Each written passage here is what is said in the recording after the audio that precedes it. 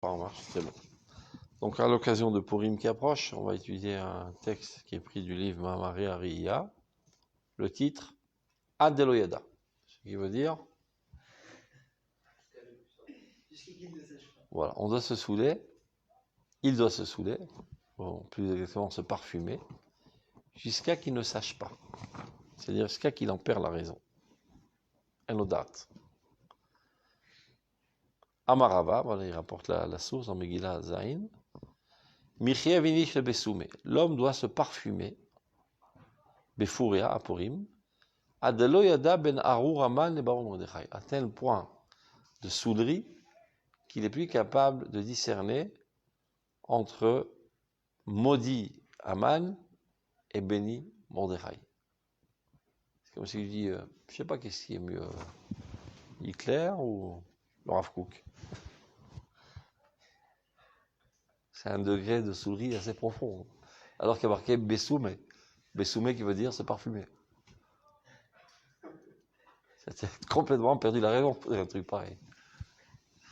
Attends, on va voir ce que ça veut dire. Bimé à Purim Aele. Donc, en ces jours de Purim, Beshaot, Kashot, Alalu, chez Isurim, Makifim, ou Memalim, et Klal Israël. Dans ces dures heures dans lesquelles énormément de souffrance entoure le peuple d'Israël. À l'époque du Rav Kook, c'était pas la joie, comme on disait. Il y avait eu des pogroms à Kishinov et les Juifs étaient maltraités en exil. Énormément de souffrance. Donc, à ces jours-là de Purim, il parle contemporain du Rav Kook. Agoy Kulot, Tsarot, Rabot, Mebachutz, énormément de souffrances environnantes. Et le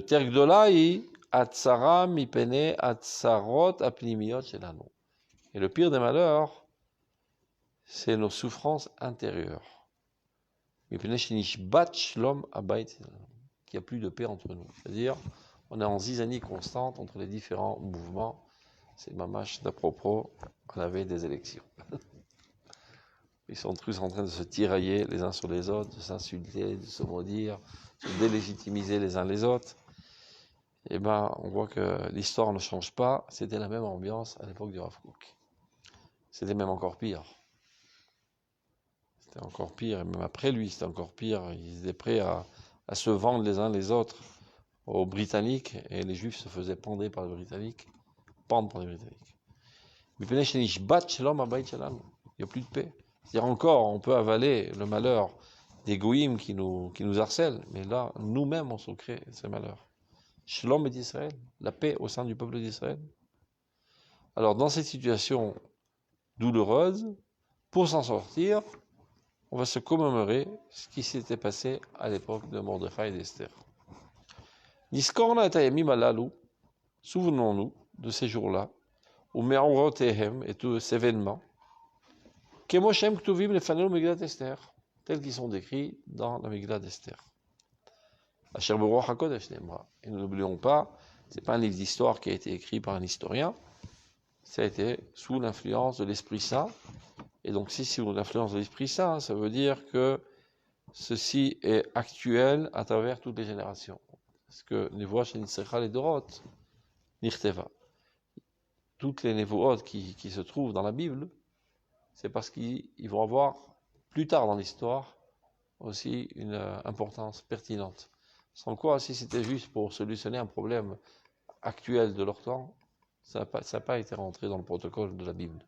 Tout ce qui a été rentré dans le protocole de la Bible, et Esther l'a dit, Kitvuni les Dorot, marquez-moi pour toutes les générations, ça veut dire que viendra un temps où on aura un problème quelconque, et pour le solutionner, il n'y a qu'à lire dans la Bible. C'est-à-dire tout ce qui nous arrive aujourd'hui, tout le problème qu'on rencontre, pas besoin de chercher de midi à 14h. Il faut lire la Bible et voir des événements semblables et comment qu'on est sorti de la galère. Et c'est pour ça que ça a été marqué dans la Bible, pour donner des solutions. La prophétie, elle vient solutionner des problèmes à la lumière de Dieu. Donc ce qui a été rentré dans la Bible, c'est des choses qui ont une importance aussi à travers l'histoire. Donc aujourd'hui, on se trouve dans une situation complexe, dit le Rav, où les goïms nous cherchent malheur, les Juifs se font du mal les uns les autres. Comment sortir de cette galère? Eh bien, lisons ce qui est marqué dans la Megillat Esther. Il y avait une situation assez semblable. pour ça qu'il dit Asher beruach hakodesh neemra. Hine veruach hakodesh omed umimal lekol chalifot ha'itim. Quand on parle d'Esprit Saint, c'est quelqu'un qui est en delà de tous les changements du temps. C'est pas quelque chose qui décrit un événement ponctuel, mais c'est une solution divine pour tout temps. ומלמעלה של כל שינויי התכסיסים של הדורות, et bien en delà de toutes les formes de l'apparition de l'histoire à travers toutes les générations, le fond est toujours le même. On trouvera les mêmes problèmes de fond, et à la lumière du principe qu'on trouvera dans les écrits saints, on pourra solutionner les problèmes. Donc, Aïmra Anitzrit, cette déclaration éternelle d'Esther, qui dit à Mordechai, L'er kenos et kol ayudim, va donc réunir tous les juifs. Comme on dit, il faut se lever de bonne heure. Rendre tous les juifs dans la même synagogue. Tu as déjà vu une synagogue avec tous les juifs? Où il y a 2 juifs, il y a 3 synagogues d'habitude. Bon, réunit tous les juifs sur le même parapluie. Donc cette déclaration doit nous faire revivre à nouveau. De la même manière qu'à l'époque, Esther a réussi à le faire, et bien donc c'est faisable. I did it, on a déjà fait ça. Donc on est capable de le faire. Mais les Romains nous flottaient. Et cet appel, cette déclaration de réunification de la nation, elle seule est capable de nous élever de toute notre bassesse que nous sommes en train de vivre aujourd'hui.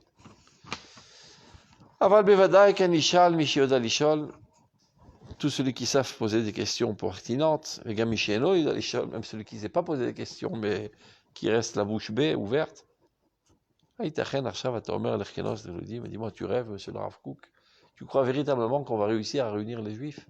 Mais regarde, ils sont en train de se trucider les uns les autres. Mais ensemble, aujourd'hui, je ne sais pas, Lieberman avec Bibi Netanyahu. Une haine incommensurable. Mais ensemble, je ne sais pas, Meretz avec les Haredim. 3 secondes et ça, ils se tirent les uns sur les autres. C'est pas faisable, c'est pas réalisable, diraient les gens réalistes.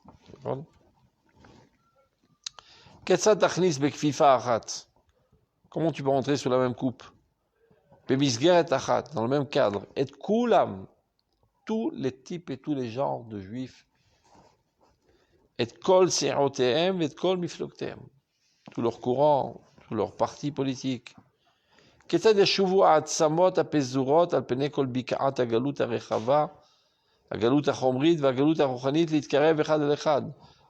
ossements de la nation d'Israël qui est morte, la chair a disparu, il ne reste plus que les os et les squelettes, et de plus, ces ossements sont éparpillés aux 4 coins du monde. Ça, c'est pas seulement un problème idéologique, même géographiquement parlant, à l'époque du Rav Kook. Il n'y a presque personne en Eretz Israël. Il y avait une centaine de milliers de personnes, juifs, en Israël, et tout le judaïsme, qui comptait à l'époque, je ne sais pas, au moins 20 millions de juifs, c'était avant la Shoah, est éparpillé dans tout le globe terrestre. Et, techniquement parlant même, comment qu'on va les réunir? Donc il y a déjà une galoute, c'est-à-dire un exil concret, réel, géographique, et encore pire, un exil spirituel, c'est-à-dire des idéologies totalement contradictoires les uns envers les autres. Alors comment pourrions-nous les shiur koma echad anikrak l'Israël, réunir tout ça en une seule stature qui s'appelle la collectivité du peuple d'Israël? Aomed Hidrosh Trasno, qui se tient là pour retrouver sa force, sa vigueur, et Triato, sa renaissance, Vetchivat Shvuto, et son retour à sa terre natale. Donc, la question, elle est comprise, elle est pertinente. Apparemment, c'est une utopie bien rose, mais qui n'est pas réalisable. Afata et Morlo. Donc, répond à ce questionneur, dit le Rav Kook, chez Pizorazé, cet éparpillement des Juifs.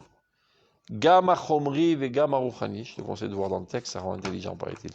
Gama Chomri ve Gama Rouchani, aussi bien matériel que spirituel. Yesh lanu makom echad, shesham eno echol lishlot alenu. Il y a un endroit dans l'existence dans lequel il n'a pas d'emprise. C'est cet éparpillement dont on est conscient, dont on est témoin aujourd'hui, il y a un endroit sur lequel il n'a pas d'emprise. Vichitomar.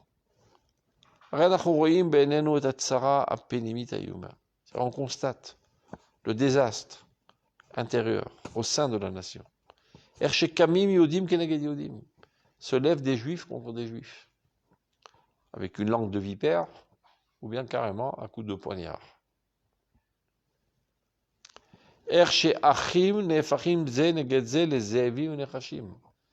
Des frères se comportent les uns envers les autres comme des loups et comme des serpents venimeux. Vers et Omar, comment tu peux oser rêver de dire l'er kenos et kol yudim va réunir tous les juifs. Omnam kol haomer shesheker bada haman harasha beomro yeshno am echad mefuzar ou mefurad eno la toé, dit la Gemara. Tout celui qui dit que Haman a raconté des bobards en disant il y a là un peuple qui est un et dispersé et divisé, qui est un antagonisme. Parce que d'un côté, il dit il est un, et d'un autre côté, il est dispersé et divisé. C'est-à-dire dispersé géographiquement, divisé idéologiquement. Donc Haman a compris exactement le secret du peuple d'Israël. Il est un, c'est-à-dire d'un côté, il est totalement uni, et d'un autre côté, il est totalement désuni, et même géographiquement parlant, totalement dispersé. Et celui qui dit dans le Gemara que Haman a raconté des histoires, et non la toi, il se trompe. Sache que ce que Haman a dit, c'est Beroach HaKodesh presque. Il a capté exactement le caractère spécial de cette nation. Bémet, il a raison Haman. Mefouza ou Mefourad, Haman. Ce peuple uni est dispersé et divisé. Aval bakol ze amechadou. Mais malgré tout cela, il demeure quand même un peuple uni.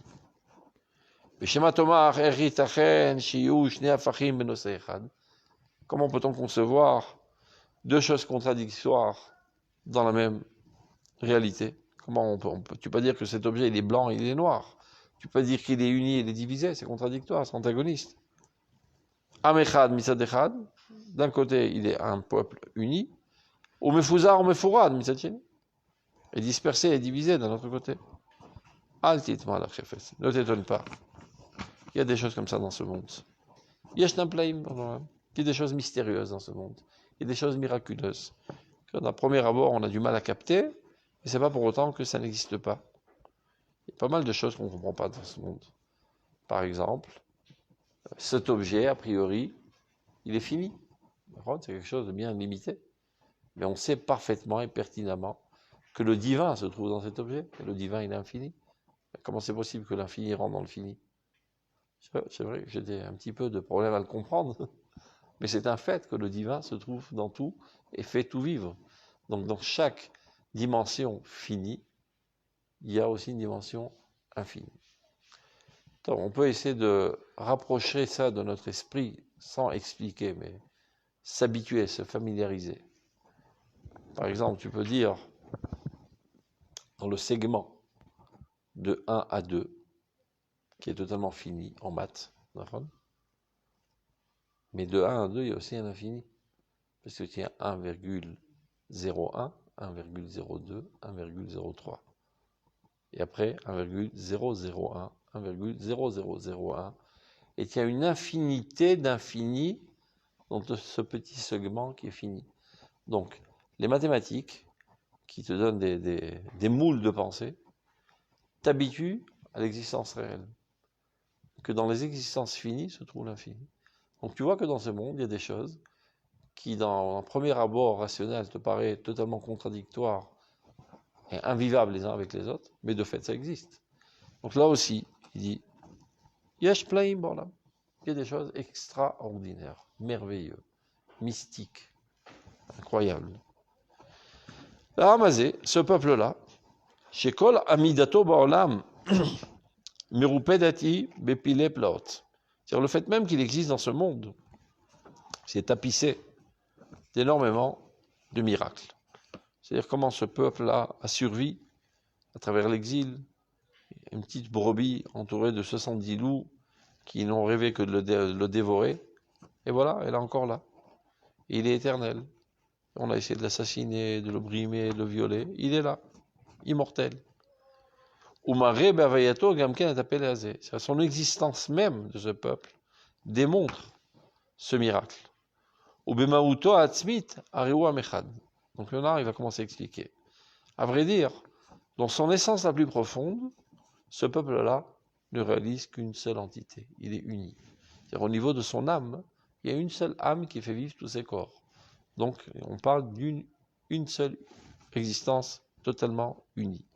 L'émeraude, notamment chez Bofuzam, bien que de fait, il est éparpillé aux quatre coins du globe terrestre, il est divisé dans des millions d'idéologies contradictoires. Ça, c'est au niveau des consciences. Mais au niveau de l'entité première de cette nation, qui est une âme, elle est une. Emet Adavar, il est vrai. Chez Machalatenu Agedola, notre grande maladie, Machalat Agalut, la maladie de l'exil. Ben Machalat Agalut Shebefoal, Shenitra Alenu Bemlo Zarafa, que ce soit la maladie de fait, qui nous est tombée sur la tête, avec tout son désastre, c'est-à-dire le fait qu'on est éparpillé et qu'on est brisé par l'égoïsme, on est torturé même et brûlé vif parfois. Ben Machalat Agalut Shebekoar, ou que ce soit la maladie de l'exil potentiel, c'est-à-dire ce qui a entraîné, ce qui a déclenché tout cela. C'est à cause de nos fautes que nous avons été exilés. La faute par excellence, c'est le manque d'amour envers la nation. Donc c'est ça le fond de l'exil, la cause première de l'exil, la maladie essentielle de l'exil. Chez l'Ippefa Otanu Me'az, qui nous a envoûtés depuis le début de notre existence. Asher Aliada Ba'alenu catastrophe galutit. C'est à cause de cette maladie intérieure, c'est-à-dire la haine gratuite, qui, elle, a entraîné cette catastrophe de l'exil. À cause de nos fautes, nous avons été exilés de notre terre et écartés de notre pays. C'est-à-dire, cette maladie, c'est elle qui nous amène à être aujourd'hui dispersés et divisés. Mais d'un autre côté, Netzach Israël Ishaker, l'éternité d'Israël n'est pas mise en question, elle n'est pas mensongère, elle sera toujours vraie et le peuple d'Israël existera toujours dans son entité globale. Agalut, l'exil, Imkol Noraotea, avec tous ses aspects redoutables, avec toutes ses souffrances, Mouchar Sheket Yavola. En fin de compte, cet exil aura une fin. Nous ne sommes pas en exil pour l'éternité, c'est momentané pour guérir de cette maladie. Tu vas à l'hôpital, mais tu ne vas pas vivre toute ta vie à l'hôpital, le temps de guérir.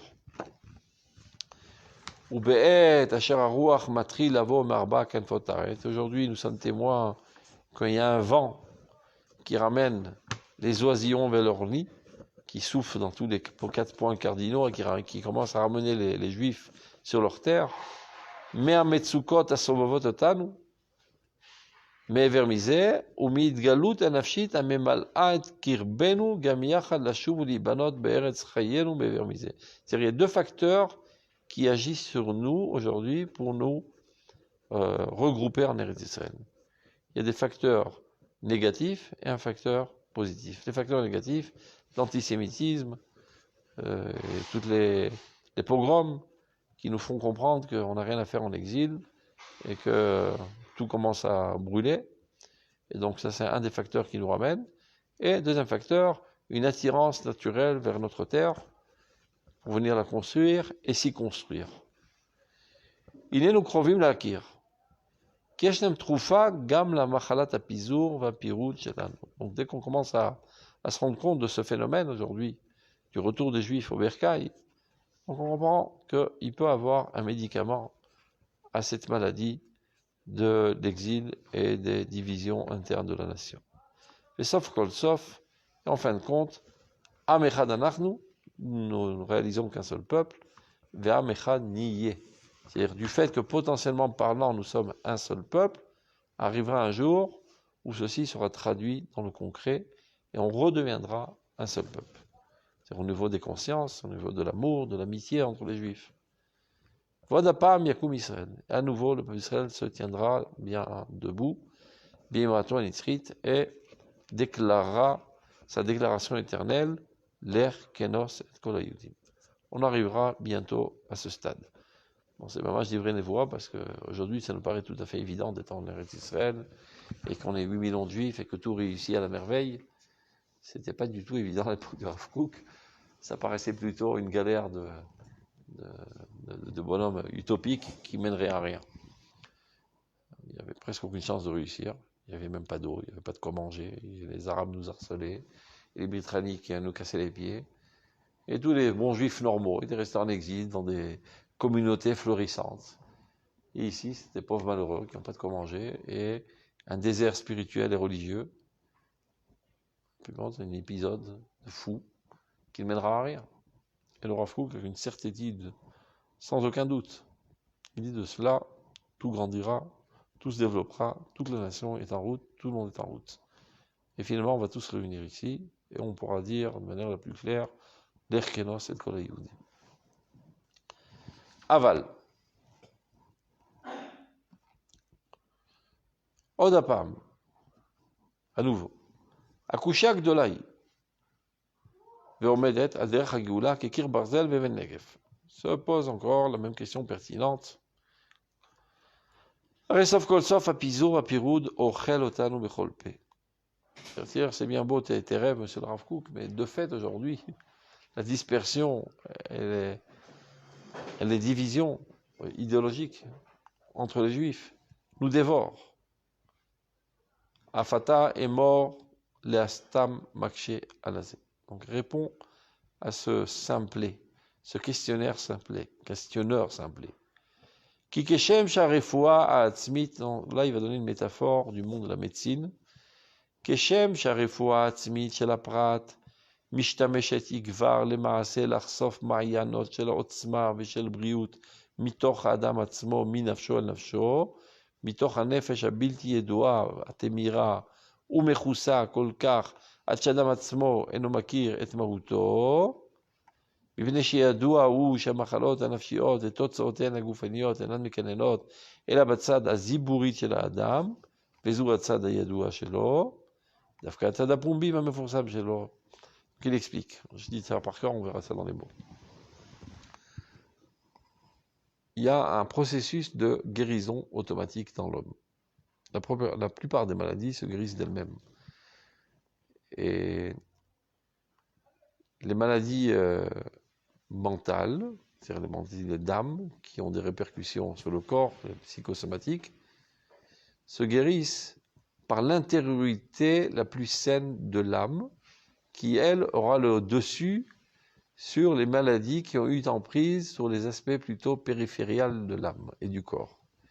C'est-à-dire de l'intériorité, de la force et de la vigueur de l'âme, viendra d'elle-même la guérison et repoussera toutes les sales maladies qui ont eu emprise sur les aspects faibles et périphériques du corps. C'est comme ça qu'à son époque on comprenait la médecine, mais à mon avis c'est presque pareil aujourd'hui quant à la recherche psychosomatique. Alors, on va voir ça dans les mots, et après on va comprendre le Nimshal. Regardez.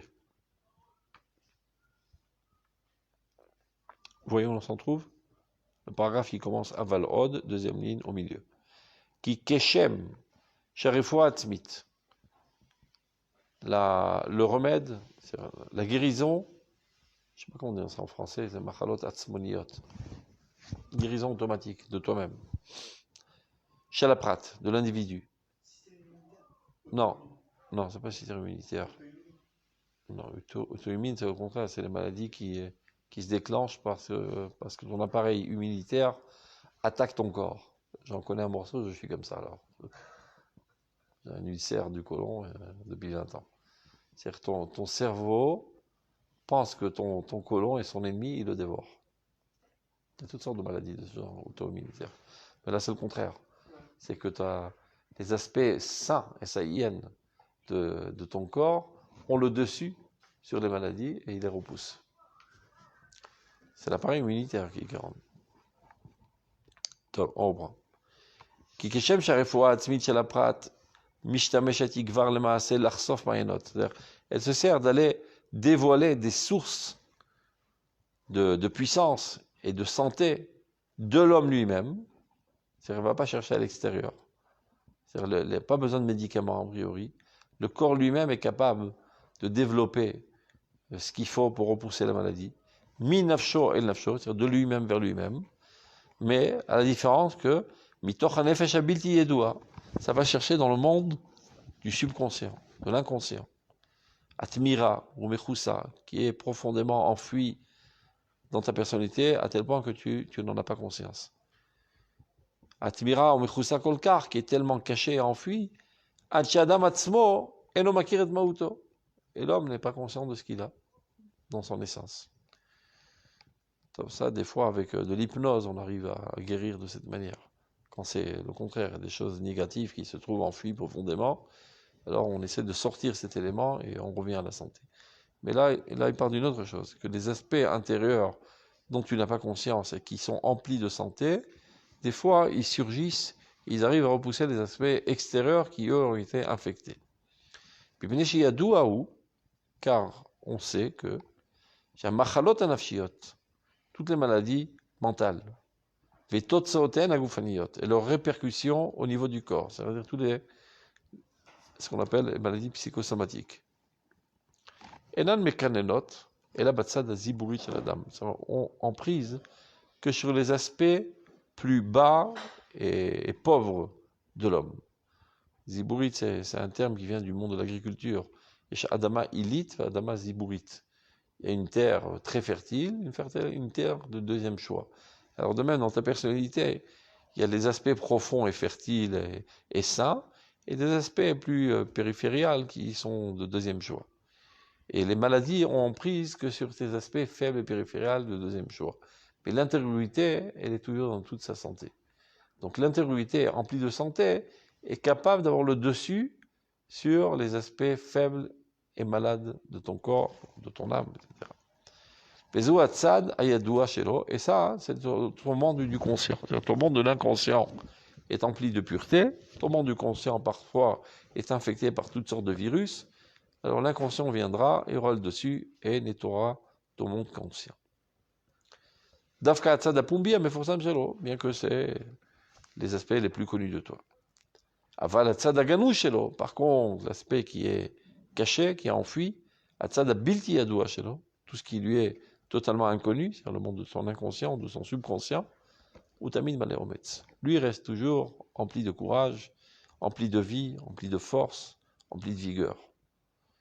ומאוצר בריאותו הגנוזה יש סיפוק רב להשפיע על הצד הידוע והפומבי שלו. C'est-à-dire de ce trésor de santé profond, intérieur, il y a assez de force pour influencer, pour avoir une influence bénéfique sur les aspects extérieurs et connus. Et c'est ça ce qui nous mène à penser de manière erronée qu'il est totalement malade, qu'il est détruit, parce qu'il ne prend conscience que de ses aspects extérieurs. Mais il ne sait pas que de son intériorité, en fait, il est en très bonne santé. Et donc ça, c'est le pire, parce qu'il ne croit plus qu'il est capable de guérir, il rentre dans une dépression profonde, et il craque. Mais ça, chez Béhémet, alors qu'à vrai dire, au Baal Nefesh Amitza, il a une âme, il faut lui redonner confiance. Très souvent, c'est ça le problème des gens qui rentrent en dépression. Ils se convainquent qu'ils ne valent plus rien, qu'ils sont plus nécessaires, que personne n'a besoin d'eux, etc. Et donc ils sombrent dans le désespoir et ils craquent. Et après, commencent à se développer toutes sortes de maladies corporelles. Alors ils courent de médecin en médecin pour se guérir de ce mot et de ce mot et de ce mot, alors que le problème, il est au niveau psychique. Parce qu'ils ont perdu confiance en eux-mêmes. Donc pour les guérir, il faut les flatter, leur montrer combien ils sont bien, sans mentir. Leur rappeler toutes les qualités qu'ils ont en eux, lui redonner confiance. C'est-à-dire lui faire prendre conscience de tous les aspects positifs qui se trouvent en lui, mais seulement qui sont tellement enfouis qu'il n'en a pas connaissance. Une fois qu'il aura pleine conscience de cela, il sortira de ces sables mouvants du désespoir, il pourra se remettre au boulot. C'est ce que font les psychologues. Beaucoup d'argent et beaucoup de temps, alors que Là, ça paraît assez simple. Et c'est assez... Tov. Donc tout ça, c'était un machal. Et le machal, il ne fait pas de mal, comme on dit.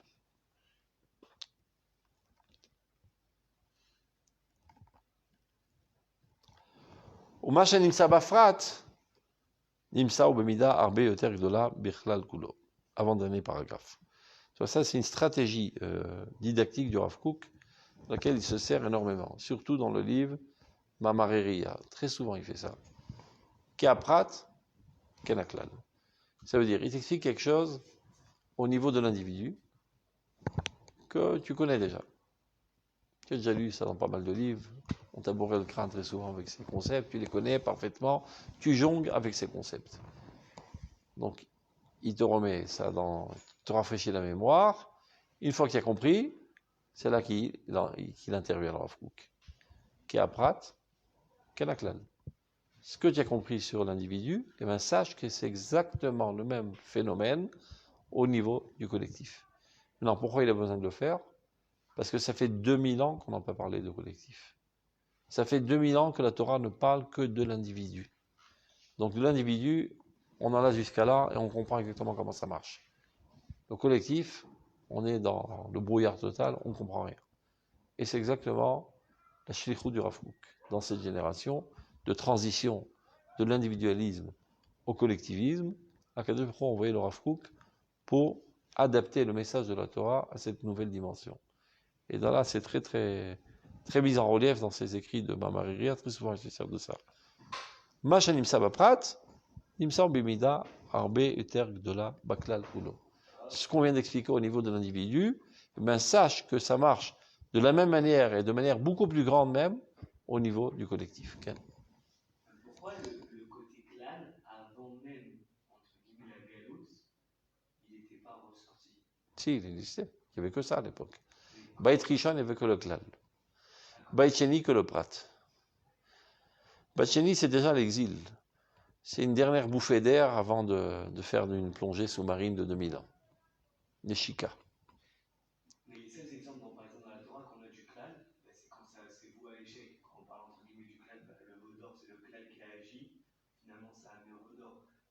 Alors que toutes les individualités, comme c'est le clan. Regarde, le klal, c'est une erreur de penser que c'est l'addition des individus.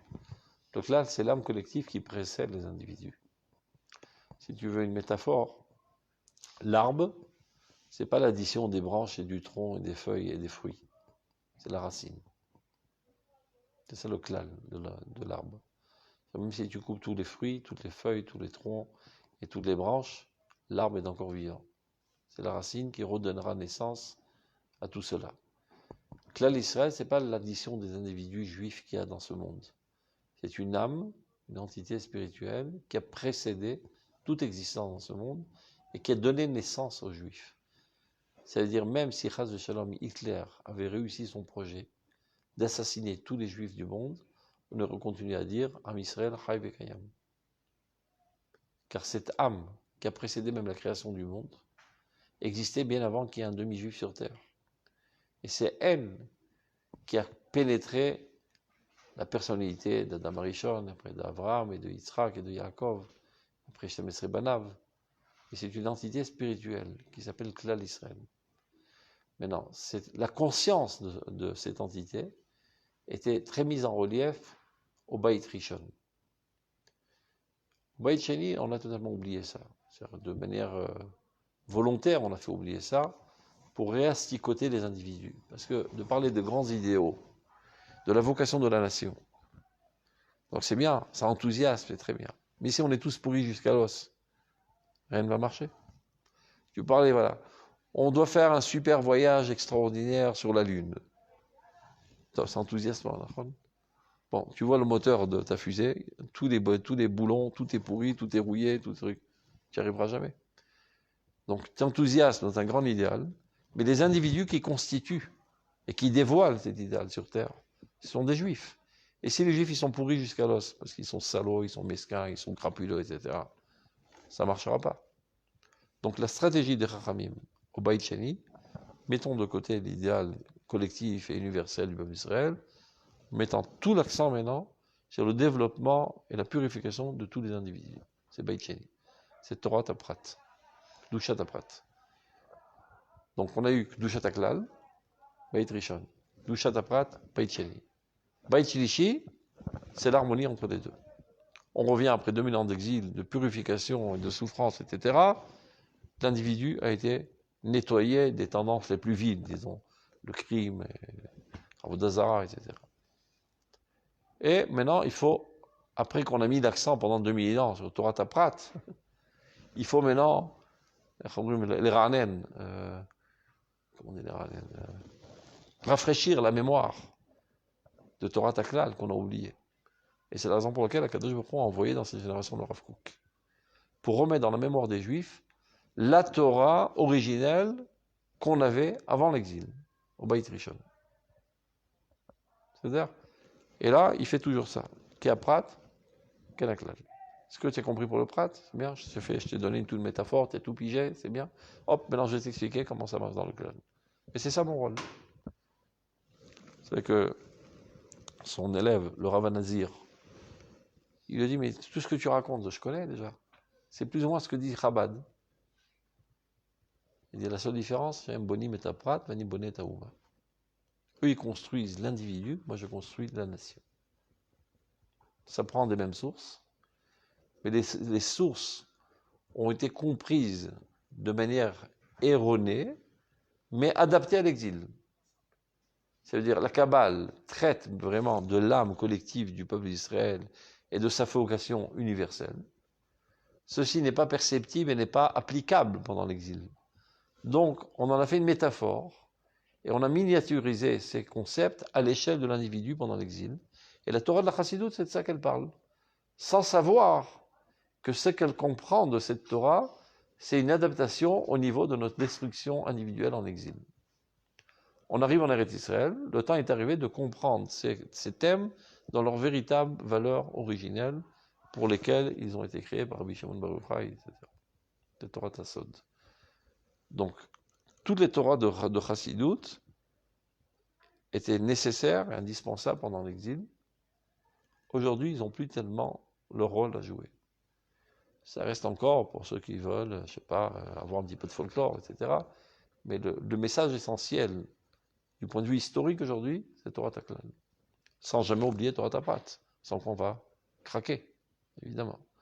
Mais l'aspect dominant doit être Torah Taklal.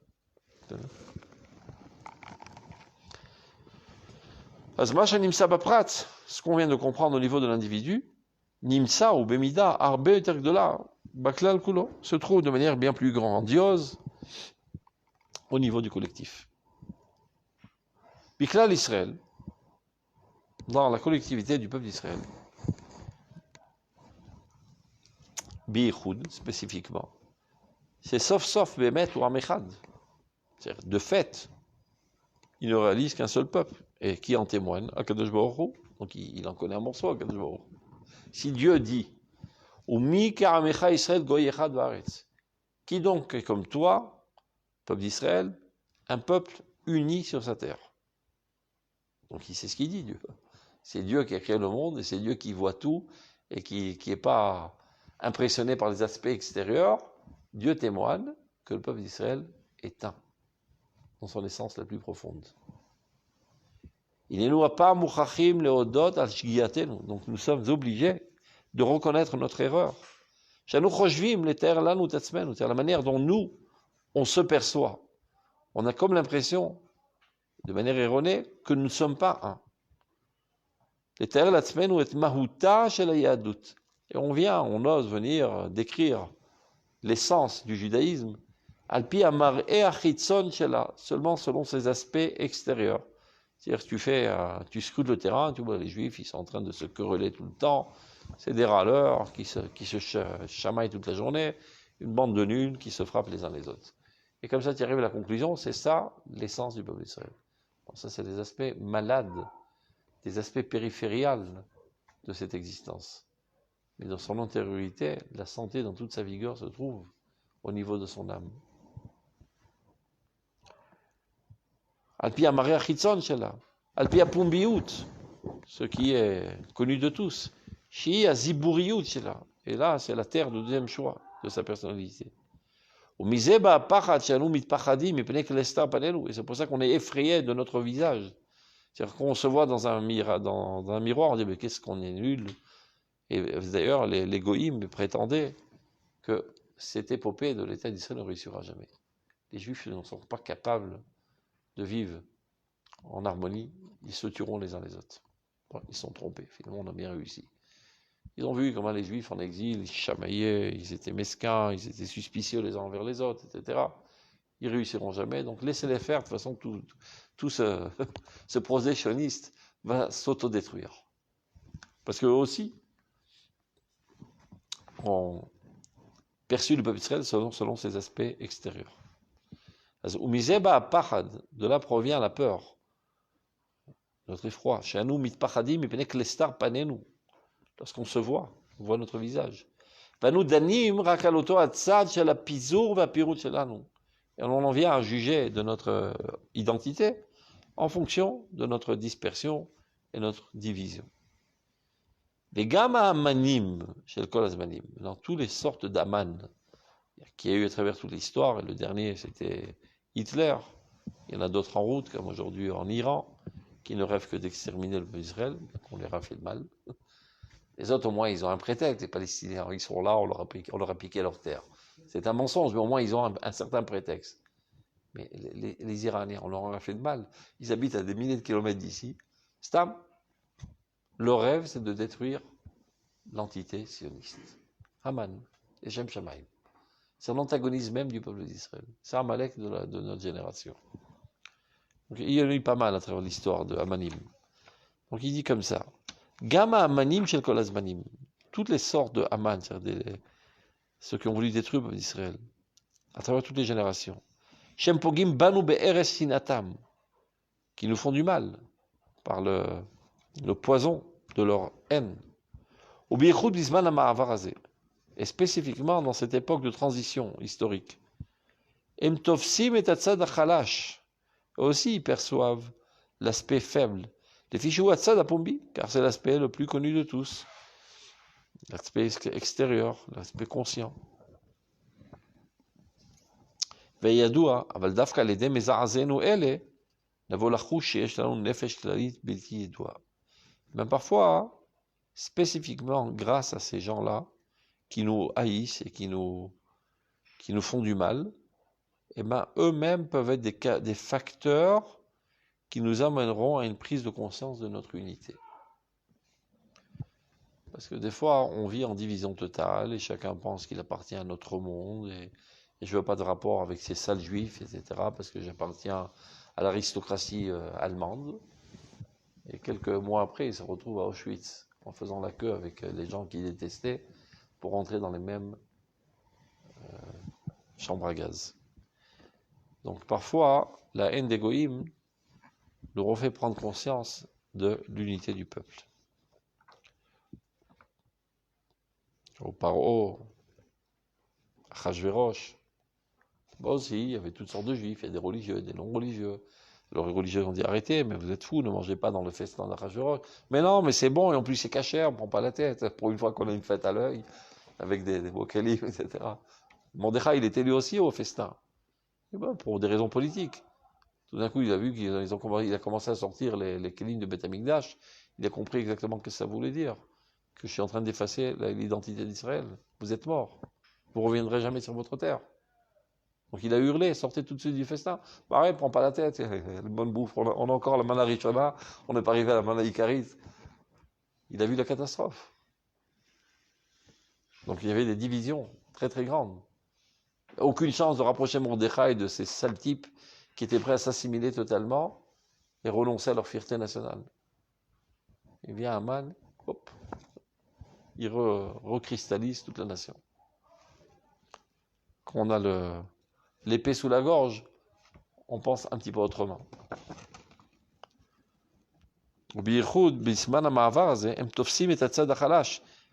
Alors, Dafka l'idée mezazen ou ceux qui arrivent cela à nous secouer, navo la chouche. Alors ça nous amène à ressentir profondément chez que nous avons une âme unie, Bilti Edoua, mais dont on n'en a pas conscience. Nefesh Umatit, une âme nationale, Gdola, grandiose. On a perdu conscience d'elle, on l'a oubliée, cette dimension collective nationale. Vimela Totzma, alors qu'elle est emplie de force. Vieshba Koach Leamiden ou Alraglenu, et cette force intérieure, elle nous pourra nous amener à nous retenir debout sur nos pieds, c'est-à-dire en tant que nation indépendante sur notre terre. Les Chadesh et Trayenu, pour renouveler notre vie, Kimeolam, comme à l'époque, avant notre exil. Et alors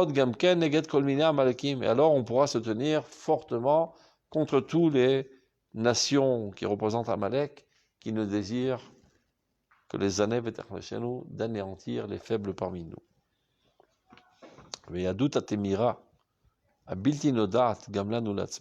Ce judaïsme caché, enfui, dont on est totalement inconscient. Zot aneshama gdola, chez la Ouma. Ceci est la grande âme de la nation. Anoset et tsevel haolam et or haolam betocho, qui a pris pour vocation de supporter, c'est-à-dire de porter sur elle la lumière mondiale. C'est-à-dire la vocation d'amener l'humanité entière à la connaissance de Dieu, au bonheur. I tivada lanu beyamim agdolim alalu.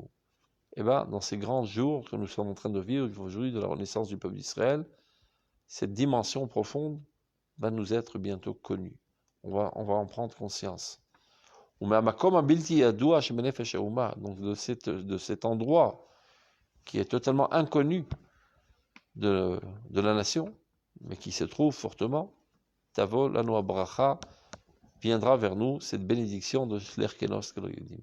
C'est-à-dire comment qu'on arrivera à réunir la nation, c'est quand on prendra conscience de notre nature profonde, de notre essence la plus profonde, qui est notre âme collective éternelle. Nous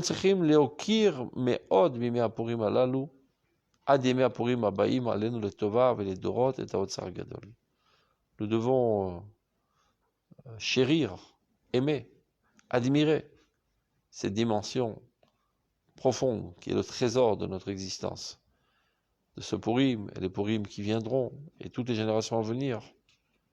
C'est là-bas que se trouve tout notre bonheur, vers Osher Chayenu et la richesse de notre vie.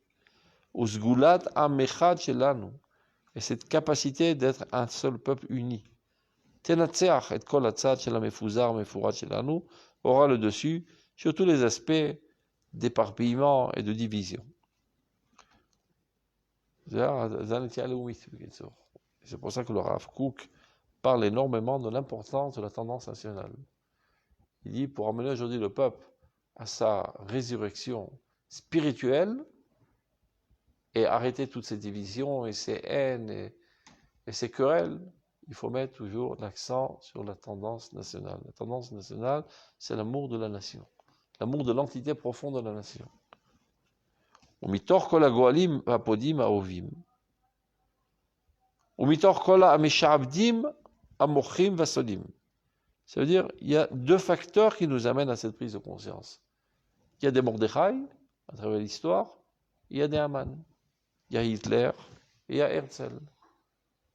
Les deux, ensemble, agissent à nous amener à cette prise de conscience de notre unité profonde.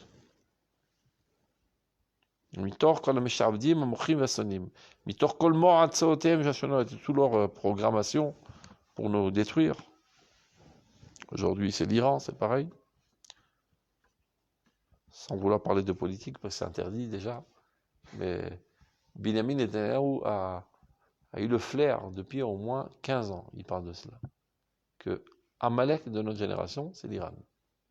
Ouais, faites une recherche sur Google. Marquez Binyamin Netanyahu, Amalek, Iran. Vous trouverez une quinzaine de lignes.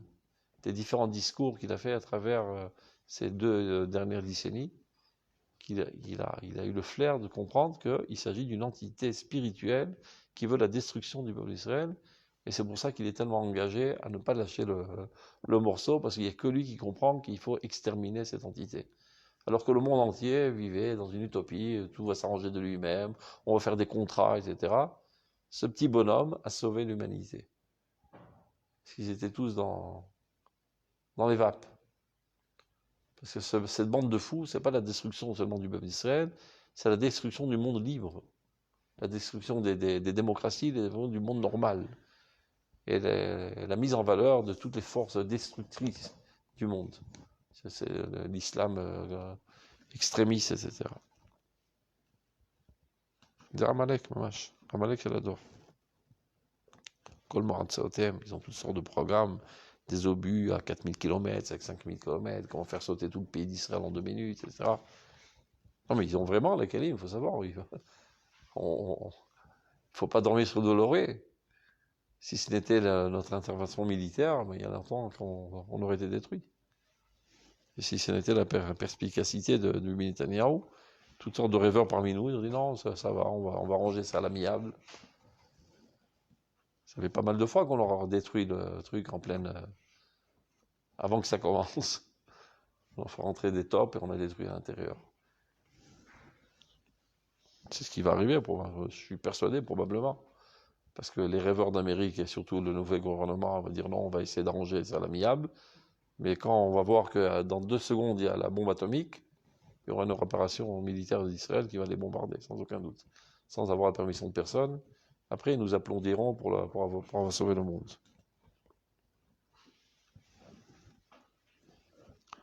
L'ami de l'anou Yeshua avec Geulat Olamim. Donc, Yoshev Hashamayim Yitzhak. C'est-à-dire contre tous ces programmes de destruction du peuple d'Israël, Akadosh Baruch Hu, lui qui se tient dans les cieux, il en rigole bien. Et il saura comment mettre sur pied une lumière délivratrice, et Geulat Olamim, qui apportera finalement la rédemption à tous les mondes. C'est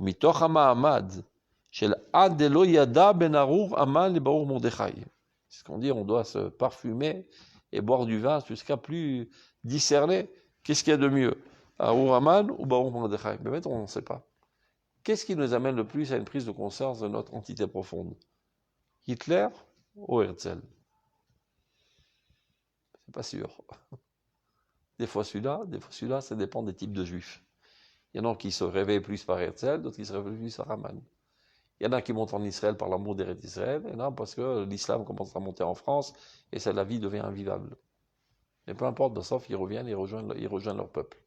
Donc il y a 2 facteurs qui agissent, et tu te demandes, qu'est-ce qu'il y a de mieux pour nous? Et les 2 sont aux mains de Dieu, en fait. C'est Dieu qui fait ça. C'est Dieu qui envoie Herzl, c'est Dieu qui envoie Hitler.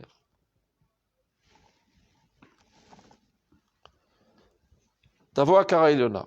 Donc, suite à ces 2 facteurs, Tavo Akara Ilona. On arrive à une prise de conscience très très haute. Limtsot Ayudia Bilti Yadoua Shebedochenu. De retrouver ce juif inconnu qui se trouve au plus profond de notre être.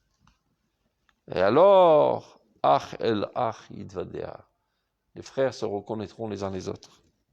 Veya Leat Inaten, ils se donneront la main. Vekol Gadol Ishama. Une grande voix retentira. Kumu venarle Tzion el Bet Elokenu. Levons-nous et montons à Tzion, à la maison de notre Dieu. Ou kebime mor ve'adas, c'est comme à l'époque de Mordechai et d'Esther. Vous savez qu'Adas était son nom juif et Esther c'est son nom goy. Comme en France, tous les juifs avaient 2 noms dans leur passeport. Comment tu t'appelles en goy? Tu n'as pas un nom goy? Simon. Et quand tu montes à la Torah, Shimon. Ah, bon, Salomon, encore pire. Bon, ça va encore, ça ressemble, mais des fois, ça n'a aucun rapport. Tu peux t'appeler, je sais pas, Jean-Pierre et Yitzhak. Donc elle aussi, elle s'appelait Esther en goy et Hadas en juif. Bien. Même Moshe, c'est un nom goy. Sa mère le donne un autre nom, un nom juif. Ou qui met Mor et Hadas, donc comme à l'époque de Mor c'est Mordechai et Hadas c'est Esther, Yamer Gamayom sera dit aujourd'hui aussi, Yeshno Amechad, Lo Yeshno Amefuzar. Il y a un peuple qui est uni, mais Ugad Vegavush, très très lié et cristallisé, Omed Bechosno, qui se tient dans toute sa puissance, Livnot et Kol Arisotav, pour reconstruire toutes ces ruines, Meotzaro, et d'où il va prendre la force de son trésor intérieur. Asamou Minarain, qui est caché de tout œil. Asher Bognuza Yabracha, et c'est en elle, c'est dans cette dimension profonde, qui est profondément enfuie, cette bénédiction de l'air Kenos et Keludim. C'est de là-bas qu'on va puiser la force de nous réunir. Et Michi Avini chez Bessoumé, on termine le séance dans Shulchan Aruch, l'homme à Purim est obligé de se parfumer à tel point qu'il ne sache plus discerner qu'est-ce qu'il y a de mieux. Arour Haman ou Baour Mordechai, on ne sait plus quand, un petit peu dans le brouillard. On espère qu'on en arrive à la même conclusion par Baour Mordechai. Mais si on n'arrive pas, il n'y a pas le choix. Mami dans les M, l'air caché qu'Haman. Le Marziram les Moutav. Même dans la Goula actuelle, on peut de nous-mêmes comprendre quelle est notre vocation, la vocation de l'État d'Israël, faire avancer les choses dans le bon sens en étudiant au Roth. C'est le rôle de l'enseignement de Roth. Et si les gens ont l'oreille bouchée, il y a d'autres de lumière. Des lumières de bombes et de trucs qui nous amènent finalement aux mêmes conclusions qu'on a une seule vocation dans ce monde. Donc, Nomar l'Echaim, donc bénissons les uns les autres, l'Echaim avec un verre de vin, et les shalom et pour la paix, l'école Israël, pour tout le peuple d'Israël, v'imou, Amen. Purim Sameach, ne buvez pas trop de vin.